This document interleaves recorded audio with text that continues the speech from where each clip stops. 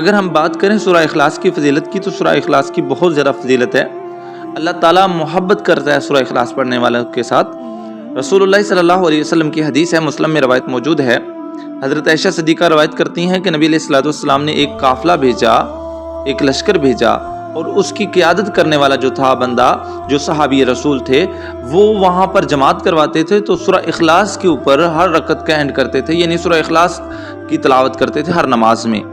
تو نبی علیہ الصلوۃ والسلام کے پاس جب یہ لشکر واپس آیا تو سارا واقعہ آقا علیہ الصلوۃ والسلام کو صحابہ اکرام نے بتایا۔ تو آقا علیہ الصلوۃ والسلام نے پوچھا کہ جاؤ اس بندے سے پوچھو کہ وہ ایسا کیوں کرتا تھا۔ جب اس سے لوگوں نے پوچھا، دریافت کیا، تو وہ کہنے لگا اس میں اللہ تعالیٰ کی بڑائی بیان ہو رہی ہے، اللہ تعالیٰ کی اوصاف بیان ہو رہی ہے،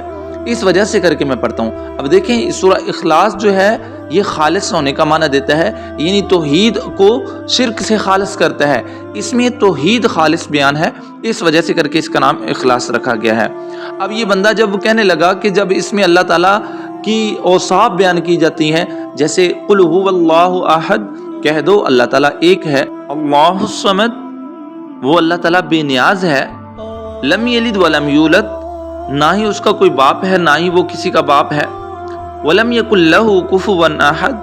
اور اس کا کوئی ہمسر بھی نہیں ہے، یعنی کہ اس میں اللہ تعالیٰ نے خالص جو ہے توحید بیان کی ہے۔ اب جب نبی مکرم صلی اللہ علیہ وسلم کو یہ بات پتہ چلی تو آقا علیہ الصلوۃ والسلام نے فرمایا ٹھیک ہے، اس وجہ سے اگر پڑھتا ہے تو اللہ تعالیٰ بھی اس سے محبت کرتا ہے۔ اب دیکھیں اس کے ساتھ ساتھ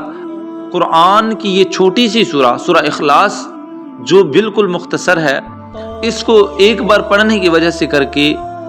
1/3 قرآن پڑھنے کا اجر ملتا ہے، یعنی قرآن کے ٹوٹل 30 پارے ہیں، اگر ایک بار پڑھا تو 10 پاروں کے برابر جو ہے اجر مل جائے گا، 2 بار پڑھا تو 20 پاروں کے برابر، 3 بار پڑھ لیا تو پورا قرآن پڑھنے کے برابر ہمیں اجر ملے گا سورہ اخلاص